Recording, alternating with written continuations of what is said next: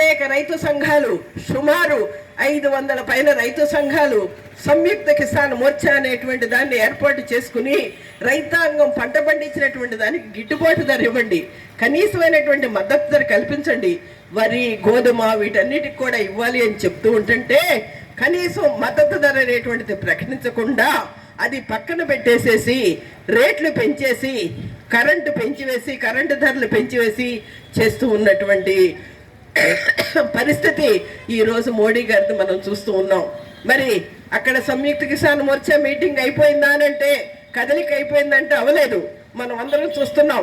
వారం రోజుల నుంచి మరలా పంజాబ్లో అనేక రకాలైనటువంటి రైతు సంఘాలన్నీ కలిసి మరి హర్యానా మీద నుంచి ఢిల్లీ వచ్చి మాకు మద్దతు ధర ఇస్తారా లేదా, మోడీ నువ్వేం చేస్తున్నావు, రైతాంగానికి అన్యాయం చేస్తున్నావు, మాకు మద్దతు ధర ఇవ్వాలి, మాకు గిట్టుబాటు రేటు ఇవ్వాలి, కరెంటు ధరలు తగ్గించాలి అని పెద్ద సిమెంట్లు కట్టేసేసి పెద్ద మేకులు దోపేసి సరిగ్గా ఒక శత్రు శిబిరాన్ని చేసినట్టు మొత్తం వాళ్ళందరినీ అడ్డుకుని ఉన్నారు. ఈ రోజు కూడా లక్షలాది మంది పంజాబ్లో ఉండేటువంటి హర్యానా పంజాబ్ బార్డర్లో రకరకాలైనటువంటి పద్ధతుల్లో వాళ్ళు అక్కడ ఎదురు చూస్తూ ఉన్నారు. మేము వెళ్ళి మా గోడు మేము ఢిల్లీలో వినిపిస్తాం, మాకు గిట్టుబాటు రేటు కావాలి, మాకు ఈ ఆత్మహత్యలు ఆగిపోవాలి, మాకు ఉన్నటువంటి సమస్యలు తీరాలి, మేము ఈ ప్రజాస్వామ్యాన్ని మీరు చెప్తున్నటువంటి దేశంలో మా యొక్క సమస్యల గురించి మేము చెప్పుకునేటువంటి హక్కు మాకు లేదా, మేము వస్తున్నాం, మేము ఢిల్లీ వస్తున్నాం, ఇది మీదే కాదు రాజధాని, మా అందరిది రాజధాని, ఆ రాజధానికి మేము వచ్చి మా సమస్యలు ఏంటో మేము చెప్పుకుంటాం, మేము చెప్పుకుని తీరుతాం, కాబట్టి మమ్మల్ని రాణిస్తావా లేదా, ఏం చేస్తామని చెప్పి అక్కడే ఈ రోజు కూడా 6వ రోజైనా అక్కడే ఆ బోర్డర్లోనే వాళ్ళు పోరాటం చేస్తూ ఉన్నారు. ప్రస్తుతానికి వాళ్ళు వెళ్ళనివ్వటం లేదు, వీళ్ళు అక్కడి నుంచి కదలనివ్వటం లేదు. ఇది కాకుండా పెద్ద డ్రోన్ల ద్వారా వాళ్ళ మీద బాష్పవాయు ప్రయోగాలు చేసి ఎంతో రకాలుగా చేస్తుంటే నిన్న మొన్న ఒక పంజాబ్ నుంచి వచ్చినటువంటి ఒక రైతు ఆ బాష్పవాయువు ప్రయోగాలకి వాటన్నిటికీ 52 సంవత్సరాల రైతు గుండెపోటుతోటి మరణించాడు. ఇంకా ఎంతమందికి తీవ్రమైనటువంటి గాయాలు తగిలినాయో చెప్పలేనటువంటి విషయం. అదేవిధంగా ఇండియా టుడేకి సంబంధించినటువంటి ఒక విలేకరికి కూడా మొత్తం వీపంతా పగలగొట్టేటువంటి పరిస్థితుల్లోనే అక్కడ ఆ విలేకరి మీద కూడా దాడి చేశారు అనేటువంటి విషయాన్ని మనం గుర్తుంచుకోవాలి. మరి ఏమిటండి, ఏం చేస్తున్నాడు మోడీ, రైతాంగాన్ని ఏం చేయాలనుకుంటున్నాడు, అసలు ఎందుకు ఇవ్వటం లేదు ఈ మద్దతు ధర, ఈ గిట్టుబాటు ధర ఎందుకు ఇవ్వటం లేదు, ఏమిటి అనేటువంటి విషయాల్ని మనం చాలా లోతు వస్తుంది.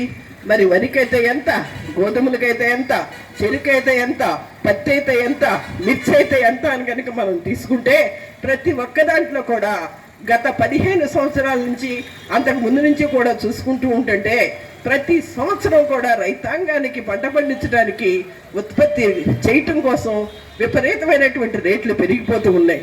దానికి కారణం ఏంటి, ఎవరు దీనికి కారకులు, రైతా లేకపోతే ఎవరన్నా సరే కౌలుకి ఇచ్చేటువంటి వాళ్ళ, మరి వ్యాపారస్తులా, ఏమిటి అనేటువంటి విషయం తెలుసుకుంటే వాస్తవంగా ప్రపంచ బ్యాంక్ ఇచ్చినటువంటి ఆదేశాల ప్రకారం మొత్తం ఎరువులు, పురుగు మందులు, విత్తనాలు ఏవి కూడా మనం కాకుండా పోయి మనం అవన్నీ కొనవలసి వస్తుంది.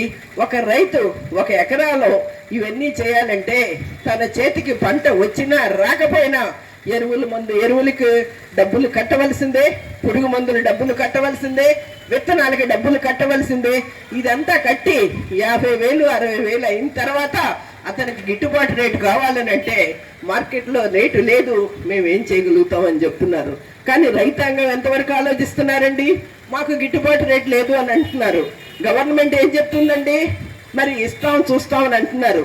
ఇక్కడ ఒక విప్లవకారులుగా, రైతు సంఘాలుగా, అభ్యుదయవాదులుగా మనం ఆలోచించాల్సినటువంటి విషయం ఏమిటి అని అంటే, గిట్టుబాటు ధర అని అంటే కేవలం 1 ఎకరాకు పండినటువంటి ఒక బస్తాకి 1,600 రూపాయలు 1,500 రూపాయలు ఇస్తే కాదు, మొత్తం రైతు పంట పండించుకోవడం కోసం ఈరోజు ఒక అక్రమమైనటువంటి అనేక రకాలైనటువంటి ఒప్పందాలు ఇతర దేశాలతోటి, అమెరికా సామ్రాజ్యవాదులతోటి మన పాలకులు చేసుకున్నటువంటి ఫలితంగానే మనకు విత్తనాలు లేకుండా పోయినాయి, ఎరువులు లేకుండా పోయినాయి, పురుగు మందులు లేకుండా పోయినాయి. ఇవన్నీ మన చేతుల్లో లేవు. ఒక్కసారి మీరు ఎవరైనా సరే బెండ విత్తనాలు కొనుక్కొని బెండకాయ వేసుకుంటే ఆ బెండ చెట్లు కాసిన తర్వాత ఇక అంతటితోటి అది పోతుంది, ఇంకా బెండకాయ మళ్ళీ తిరిగి రాదు. అంటే ప్రతి విత్తనానికి కూడా ఒక పునరుత్పత్తి శక్తి అనేటువంటిది ఒకటి ఉంటుంది. కానీ ఆ శక్తిని తీసివేసి మన దేశానికి పనికిరానటువంటిది, మన దేశం యొక్క వాతావరణానికి ఉపయోగపడినటువంటి రకరకాలైనటువంటి విత్తనాలు ఈ విదేశీయులతోటి వీళ్ళు మిలాఖత్తై మొత్తం వాళ్ళకి దళారీలుగా ఉండేటువంటి ఈ రిలయన్స్, ఆదాని, అంబానీ ఈ కంపెనీలతోటి వాళ్ళందరూ జత కట్టి పైన సామ్రాజ్యవాదులు, మన దేశంలోకి వచ్చేసరికి ఆదాని, అంబానీలు వీళ్ళందరూ కూడా ఒకళ్ళ మీద ఒకళ్ళు జత కట్టి మొత్తం మన భారతదేశంలో ఉండేటువంటి రైతాంగాన్ని, నానా వాళ్ళ జీవితాల్ని ఛిద్రం చేస్తూ ఉన్నటువంటి పరిస్థితి ఉంది. మరి దీనికి మోడీ కారణం కాదా? ఈ పాలకులు కారణం కాదా? రైతాంగం ఏం చేస్తారు? ఏం చేయాలి? రైతాంగం ఎందుకు నష్టపోతున్నారు? ఈ రోజు రైతాంగం ఎందుకు ఆత్మహత్యలు చేసుకుంటున్నారు? కౌలు రైతాంగం ఎందుకు పెరుగుతున్నారు అని అంటే కేవలం పాలకులు ఈ దుర్మార్గమైనటువంటి చట్టాలు, ఈ సామ్రాజ్యవాదులతోటి వీళ్లతోటి రకరకాలుగా చేసుకుని మొత్తం రైతాంగాన్ని పట్టి పీడిస్తున్నటువంటి ఈ పరిస్థితుల్లోనే మన భారతదేశంలో రైతాంగం ఈ విధంగా కొనారిల్లిపోతూ ఉన్నటువంటి పరిస్థితి ఉంది. మరి ఒక పక్కన రైతు నాకు గిట్టుబాటు రేటు కావాలి అని చెప్పి ఆందోళన చేస్తూ ఉంటుంటే, మరో పక్కన మోడీ గారు ఏం చేస్తున్నారండి? దీని మీద ఏమీ మాట్లాడుతున్నా. ఒక కమిటీ వేశారు, ఏదో అర్జున్ ముండా వీళ్ళందరినీ వేసి మేము చర్చిస్తామంటున్నారు. చర్చలు అలాగే ఉన్నాయి, చర్చలు సాగటం లేదు. మరి రైతులను కొడుతున్నారు, నిర్బంధ పెడుతున్నారు, కేసులు పెడుతూ ఉన్నారు. మరి ఏమిటి అని అంటే ఇది